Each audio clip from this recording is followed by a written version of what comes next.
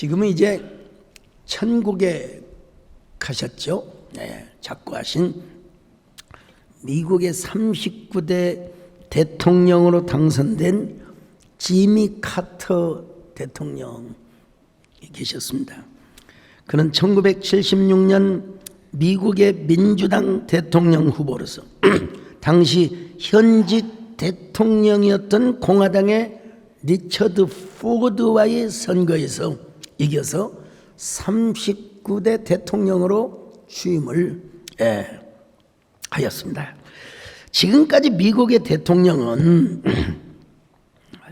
한 번도 예의 없이 성경에다가 손을 얹고 선서를 합니다. 근데 지미 카터 대통령은 그냥 막연하게 성경 위에 손을 얹는 게 아니라 미가서 6장 8절을 펴놓고 거기에 선서를 하였답니다. 여러분, 자, 미가서 6장 8절 봅니다. 시작. 사람아, 주께서 선한 것이 무엇임을 내게 보이셨나니 여호와께서 내게 구하시는 것은 오직 정의를 행하며 인자를 사랑하며 겸손하게 내 하나님과 함께 행하는 것이 아니냐. 자신은 하나님 앞에서 정의를 행하는 대통령, 백성들을 인자하게 사랑하는 대통령, 그리고 하나님과 동행하는 대통령이 되겠다고 미국 시민들 앞에 선서를 한 것입니다. 비록 재선에는 실패하였지만 그래도 지금도 미국 시민들에게 고인이 되셨지만 추앙을 받고 있는 대통령. 지구촌에 분쟁이 일어나고 긴장이 고조될 때 찾아가서 화목을 하고 화해하는 사역을 하였습니다.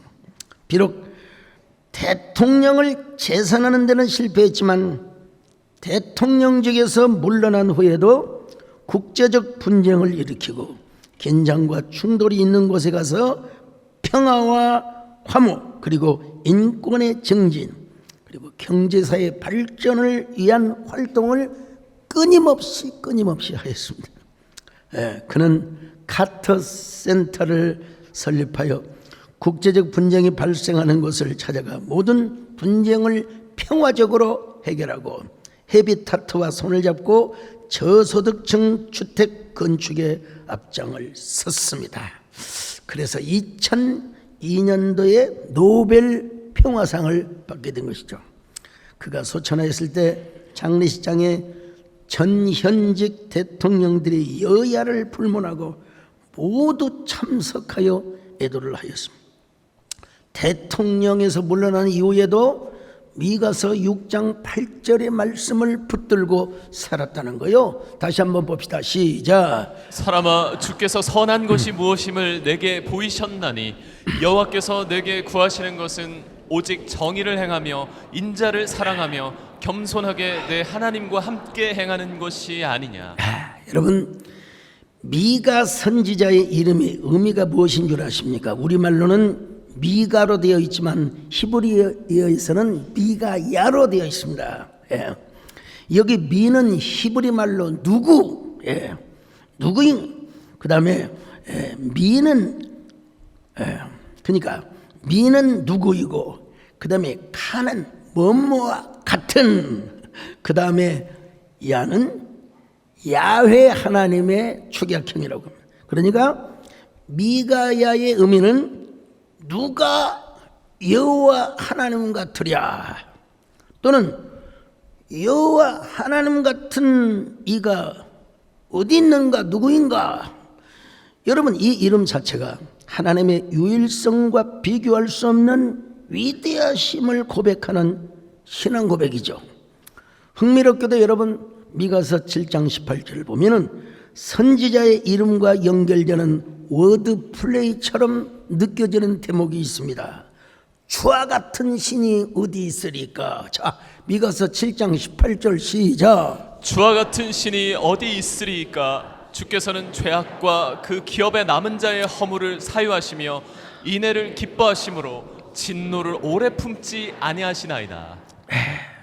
미가야 선지자가 활동했던 시기에는 BC 8세기 무렵이었습니다. 그때는 이미 이스라엘이 북왕국 이스라엘과 남왕국 이스라엘로 분열이 되어 있는 상태였습니다. 그리고 이스라엘을 둘러싼 주변의 정세가 아주 급변하게 달라지고 있었던 때였습니다.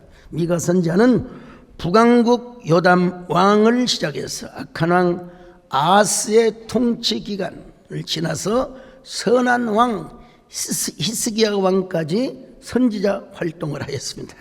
미가가 선지자 활동을 하던 시기에는 이사야, 또 아모스, 호세야 같은 선지자들이 함께 활동을 했습니다. 소위 말하면 동사목회란 거죠. 특별히 미가는 주전 732년인 아람이 멸망하는 것과 주전 722년 북왕국 이스라엘이 망하는 것을 직접 목격하였고, 아수르 제국이 강대국으로 급부상하는 것을 여러분 목도할 수 있었습니다. 아수르가 세계 역사에서는 여러분 아시리아로 여러분 우리 성경에서 아수르라고 합니다만은 이 신흥 제국인 바벨론이 급부상을 해가지고 세상에 아시리아가 또 멸망을 합니다. 그러나 여러분 세계 역사를 봐도요, 진짜 100년 이상 강대국으로 버틴 나라가 별로 없습니다, 여러분요. 여러분 교회 역사를 보면 50년 이상 분기를 맞는 교회가 눈에 꼽아보아도 손으로 꼽아봐도 안 보여요. 우리 교회는 50년이 아니라 100년, 200년 동안 여러분 더 부흥하고 성령의 운행하심이 더 있기를 축원합니다. 자,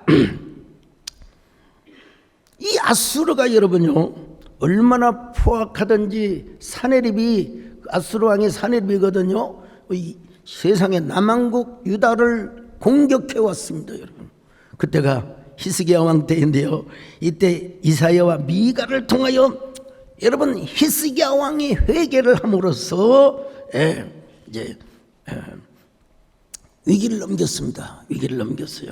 그러나 히스기야가 죽은 후 유다의 통치자들은 하나님께 등을 돌림으로써 미가의 예언대로 주전 586년에 멸망을 해버리고 말았습니다. 자, 미가 3장 12절입니다. 시작. 이러므로 너희로 말미암아 시온은 갈아엎은 밭이 되고 예루살렘은 무더기가 되고 성전에 사는 수풀의 높은 곳이 되리라. 여러분 미가서가 소선지서인 것만은 분명하지만 하나님을 섬기는 참된 길을 정확하게 프리사이슬하게 여러분 증거하고 있습니다. 그것은 바로 올바른 예배, 하나님을 똑바로 경외하는 것, 그리고 공의, 인자를 사랑하는 것, 그리고 겸손히 하나님과 동행하는 것이죠. 자, 미가서 6장 6절로 7절 시작. 내가 무엇을 가지고 여호와 앞에 나아가며 높으신 하나님께 경배할까?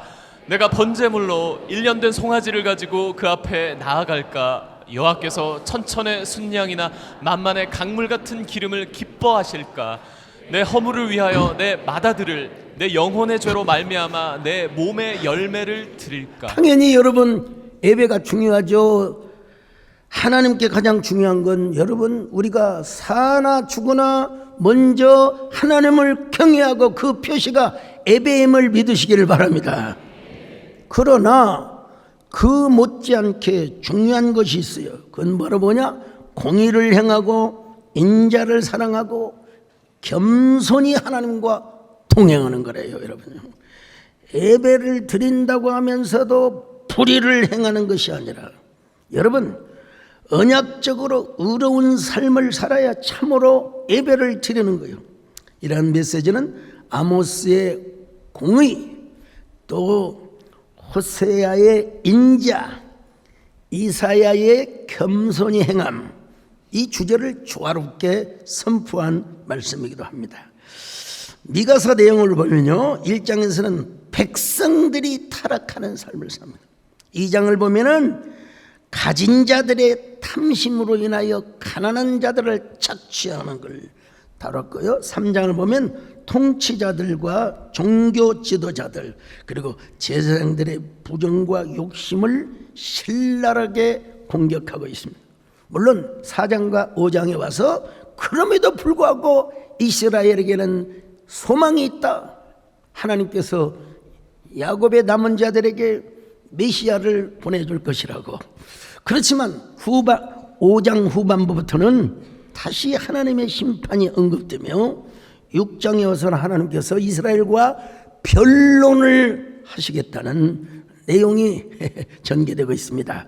오늘 8절은 오늘 또 한 번 더 읽어봐야 될 것 같아요. 미가서 6장 8절 시작. 사람아, 주께서 선한 것이 무엇임을 내게 보이셨나니 여호와께서 내게 구하시는 것은 오직 정의를 행하며 인자를 사랑하며 겸손하게 내 하나님과 함께 행하는 것이 아니냐. 우리가 예배를 잘 드리는 전제 조건 하에서 이제 너는 얼마나 정의로운 삶을 사느냐, 너는 또 인자를 얼마나 사랑하며 사느냐, 너는 얼마나 겸손하게 하나님과 동행하고 있느냐, 요 세 가지 질문을 하고 있는 것입니다. 첫째 질문은 너는 올바른 정의를 행하면서 살아가고 있느냐. 여기서 정의란 히브리 말로 미슈파트라는 단어를 쓰고 있는데요. 이 미슈파트라는 말은 재판할 때 사용하는 법률적 용어입니다. 그래서 재판장이 공정하게 판결하는 것을 미슈파트라. 여러분, 재판을 공정하게 해야지 불공정하게 해서는 되겠습니까, 여러분? 재판이 무너지면요, 법률이 무너지고, 법률이 무너지면 한 개인의 인생이 무너지고 시대와 나라가 무너지게 되는 겁니다, 여러분요. 그래서 너희들은 얼마나 정의를 행하고 있느냐. 하이델베르그 요리문답 12번의 문항을 보면 하나님은 자신의 정의가 만족되기를 원하십니다. 그러므로 우리 스스로나 다른 이가 하나님께서 요구하시는 정의를 완전히 만족시켜 드려야 합니다.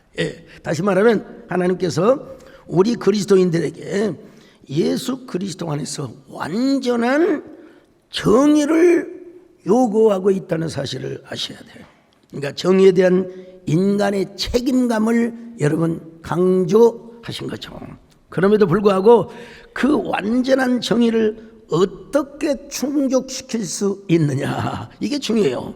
하나님의 아들 예수 그리스도가 십자가에 죽으심으로써 여러분 충분히 만족을 시켜 주셨다는 사실도 우리는 동시적으로 알아야 합니다.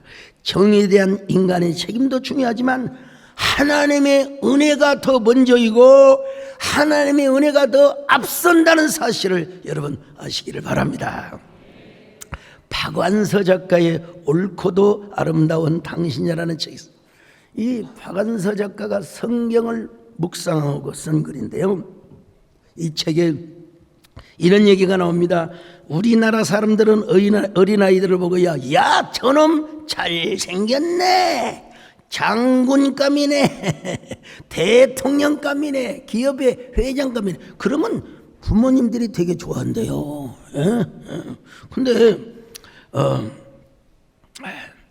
너 예수님을 닮았구나, 너 예수님처럼 살 수 있겠구나, 그런 얘기를 들으면 별로 그리스도인들이 안 좋아한대요. 그러면서 그녀는 이런 말을 합니다. 예수님을 믿는 사람은 많은데 예수님처럼 살려는 사람이 많지 않기 때문에 많은 문제가 빚어진다. 여러분, 그래서 그녀는 우리가 정말로 예수를 믿는다면 옳고도 아름다운 당신이 되어야 한다는 것이죠. 여러분도 예수님을 닮아가시기를 바랍니다. 언제나 예수님을 닮은 삶을 사시기를 바랍니다. 예수 닮기 원함, 진심으로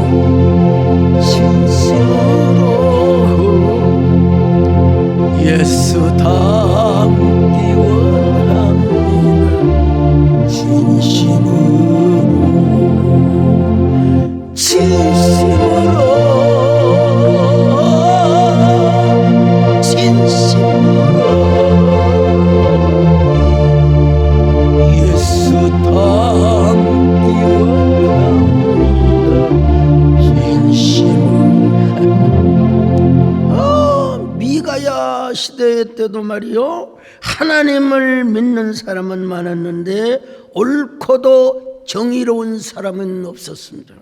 그래서 하나님께서 미가 선지자를 통하여 너희는 정말로 정의롭게 살고 있느냐? 통치자들아, 재판관들아, 너희들은 얼마나 정의를 실천하며 살아가고 있느냐? 예, 하나님은 오늘 또 우리에게 이렇게 물어보셔요. 너희도 얼마나 정의로운 삶을 살고 있느냐? 얼마나 인테그리티를 지키고 살고 있느냐?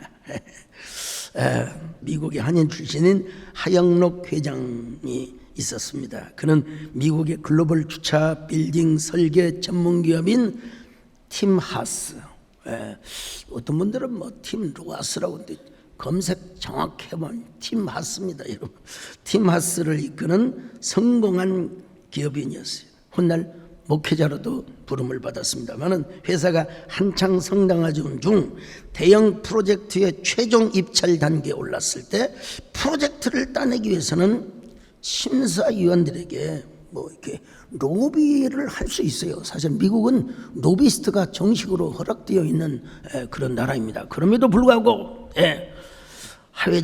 하회장께서는 나는 하나님 앞에서 인테그리티를 지키겠다.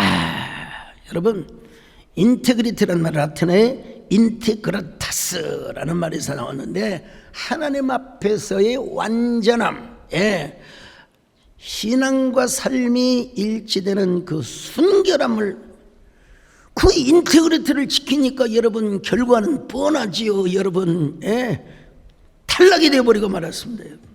회사는 큰 재정적 위기에 봉착했습니다. 하 회장은 낙심하지 않고 하나님 앞에서 인테그리티를 지킨 것에 감사하며 기도했습니다. 반전은 몇 달 후에 일어났습니다. 뇌물을 주고 프로젝트를 수주했던 경쟁업체의 비리가 폭로되면서 여러분 아무 조건 없이 팀 하스가 프로젝트를 따낼 수 있었습니다. 그분은 참 지금까지도 고인이 됐지만 적지 않는 영향력을 미치고 있다는 이야기를 들었습니다. 여러분, 그런데 미가야 선지자 시대에 제사장들이 어떻게 살았느냐? 미가 3장 2절로 3절 시작. 너희가 선을 미워하고 악을 기뻐하여 내 백성의 가죽을 벗기고 그 뼈에서 살을 뜯어 그들의 살을 먹으며 그 가죽을 벗기며 그 뼈를 꺾어 다지기를 냄비와 솥 가운데 담을 고기처럼 하는. 자, 세상에 백성들이 백성들을 향하여 흡혈귀인 것처럼 말이죠.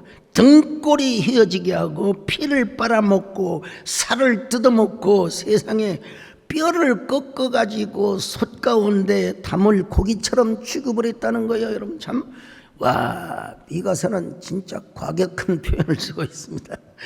재판관들은 힘 있는 자를 우대하고 가난한 자를 냉대하였습니다.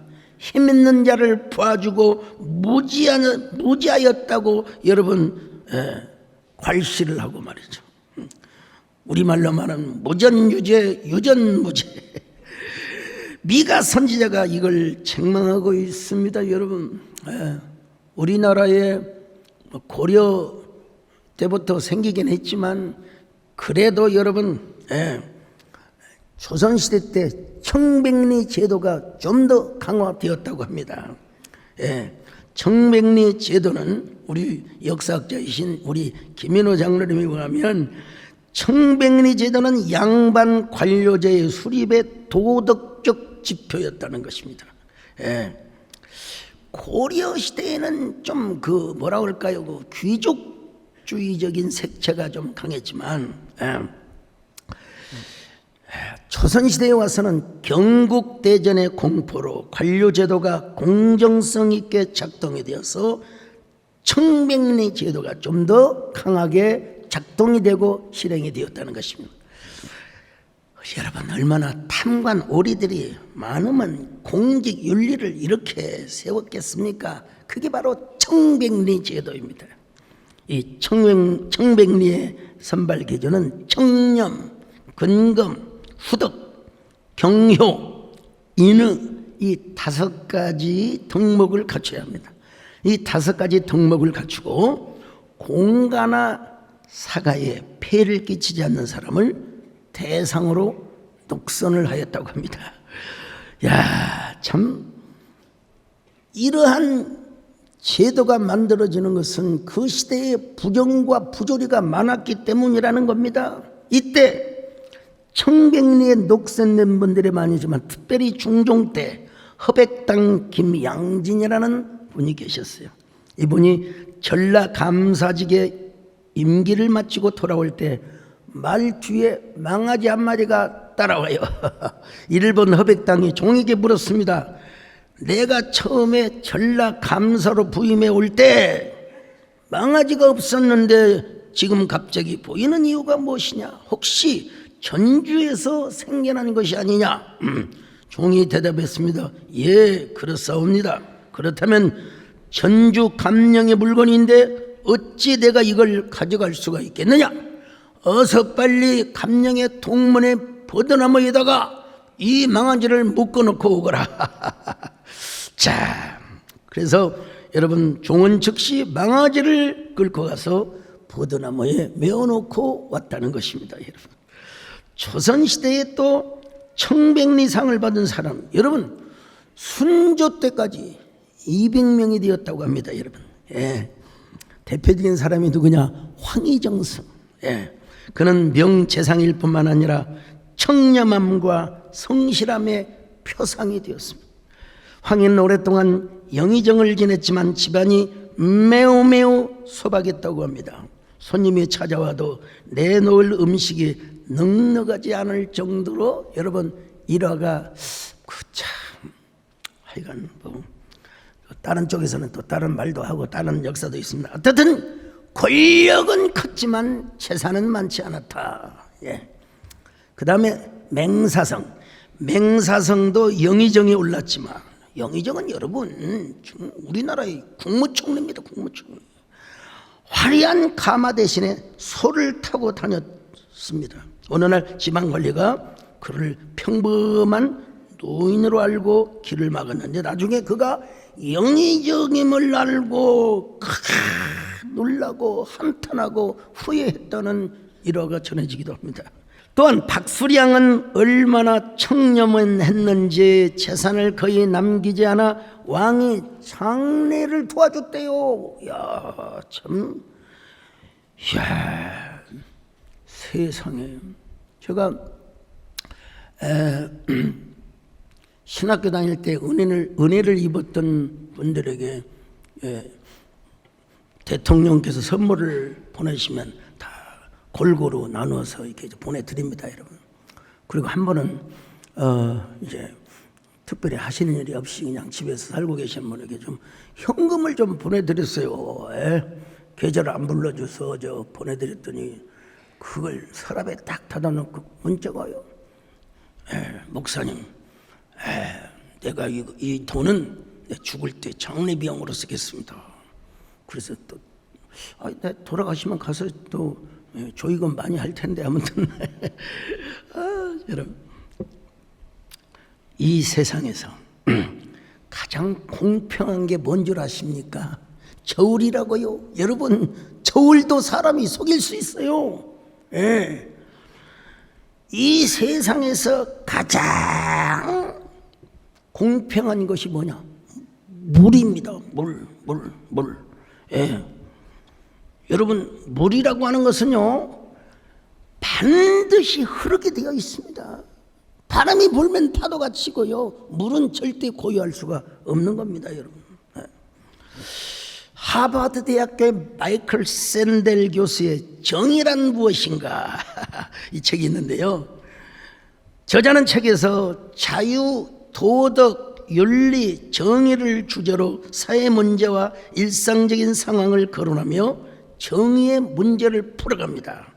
결론에서 이렇게 말을 합니다. 공리주의, 행복, 자유주의, 자유, 공동체주의, 미덕이라는 세 가지 관점을 통해서 사회적 재화, 부, 권리, 의무를 어떻게 공정하게 분배할 것인가에 대한 논쟁을 합니다. 그렇지만 명확한 답으로 결론을 짓지는 않습니다. 그는 개인의 자유, 행복, 미덕, 공동체의 선사에서 끊임없이 질문하고 토론해서 정의의 문제를 풀어가야 한다는 것입니다. 이것이 마이클 샌델 교수가 말하는 정의입니다. 그분이 우리나라에 와서 강의를 하는데 내가 직접은 참여 못하고 TV를 통해서 봤어요. 근데 계속해서 묻고 답하고 그러더라고요. 근데 분명히 그가 규정한 게 있어요. 개인의 자유와 행복, 공동체의 선 사이에서 끊임없이 질문하고 토론해서 정의를 풀어가라는 것입니다. 이와 반대로 여러분, 이번에 이제 소위 말하면 기독교적인 관점에서 썼다고 할 수는 없고, 정의란 무엇인가라고 하는 책을 쓴 팀 켈러 목사님이 계십니다. 참 그는 뉴욕에 수많은 리디머 교회들을 막 지교회들을 개척하고, 근데 세월을 못 이겨서 그분도 하나님 품에 가셨어요. 자, 팀 켈러 목사님은 정의란 무엇인가라는 책에서 정의를 이렇게 정의합니다. 많은 그리스도인들이 은혜를 더 중시하고 정의를 부수적인 것으로 여기는 것이라고 정의합니다. 그러면서 은혜와 정의는 절대로 분리하지 않는데요. 우리가 구원을 은혜로 받았다면 이제 은혜처럼 정의를 실천해가며 살아야 한다는 것입니다. 우리가 왜 지금 정의를 말하며 그리고 정의를 해야 하는 이유는 무엇인가? 팀 켈러 목사님은 즉각적으로 대답합니다. 세상은 여전히 불의와 불법과 불공평이 존재하기 때문이라고 말입니다. 역시 목사님다운 해석을 하신 거죠. 그러므로 우리도 은혜로 구원을 받았다면 은혜처럼 예수 그리스도 안에서 정의를 실천하며 살아가시기를 바랍니다. 옳은 길 따르라 의의 길 세계 만민이 이 길 따라서 온 세계에 전하세 만 백성이 나갈 길 모든 밤지나고 동트는 환한 빛 부활하죠. 주 예수의 나라 있다 곧 오겠네. 그런데 미가 선지자 시절에는 하나님의 정의가 무너지고 있어요. 그래서 미가야 선지자는 통치자들이 이렇게 경고합니다. 다시 3장 1절 봅니다. 시작. 내가 또 이르노니 야곱의 우두머리들과 이스라엘 족속의 통치자들아 들으라.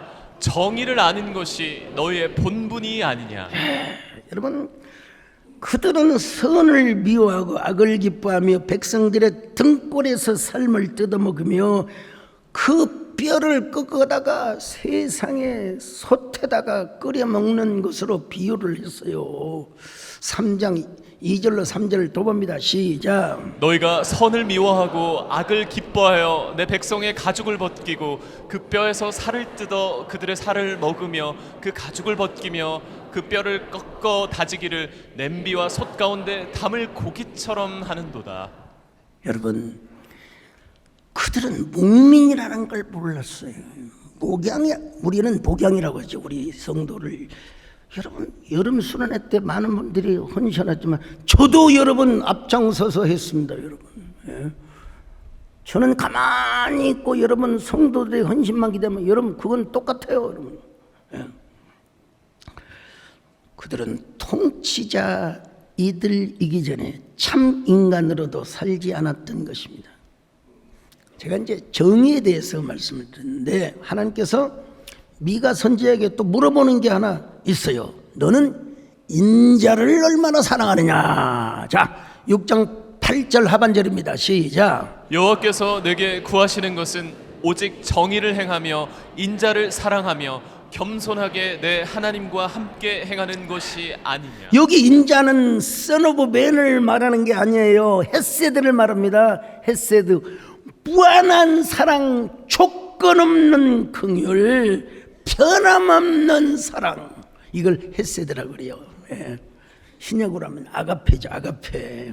그러니까 하나님께서 우리를 인자하게 여기신 것처럼 우리도 하나님을 경외하고 은혜를 받으며 이제 이웃의 어려움에 동참을 하고 어려운 사람들을 붙들며 살아가야 한다는 겁니다. 여러분, 여러분도 하나님의 은혜를 받았으면 은혜를 받은 자답게 이웃에게 자비를 베푸시기를 바랍니다.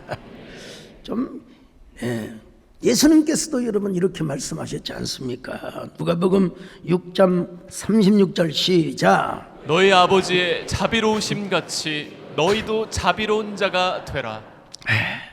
누가복음 10장 37절 봅니다. 시작. 이르되 자비를 베푼 자니이다. 예수께서 이르시되 가서 너도 이와 같이 하라 하시니라. 여러분, 예수 그리스도 안에서 인자를 베푸시기를 바랍니다. 자비를 아끼지 마시기를 바랍니다. 먼저 내 이웃을 내 몸과 같이 사랑하라는 예수님의 말씀을 붙들고, 근데 제일 힘든 게 뭐냐면 부부 문제더라고. 이렇게 웃는 사람은 공감이 되고, 단 진짜 정말 우리 이혜욱 권사님께 내가 여쭤봤어요. 다툰 적이 있냐고. 다툰 적이 없대요. 얼마나 좋을까. 우리만 자동차 타고 가면서 앞에 앉아서 구시렁구시렁. 요즘은 이제 덜 그렇습니다. 젊을 때 왜 그렇게, 저도 그냥 받아주고 그러면 좋았을 텐데 또 그냥 티격태격하고 그냥. 우리는 하나님을 경외할 뿐만 아니라 이웃들에게 여러분 자비와 긍휼과 인자를 베풀며 사시기를 바랍니다. 예수님처럼 바울처럼 그렇게 살 순 없을까? 나를 위하여 당신들 온전히 버리셨던 것처럼 주의 사랑 베푸는 사랑 값없이 거저주는 사랑 그런 나를 주는 것보다 받는 것 더욱 좋아하니 나의 입술 주님 닮은 듯 언제나 또 주하여 아들 사랑만 예수가 예수 나를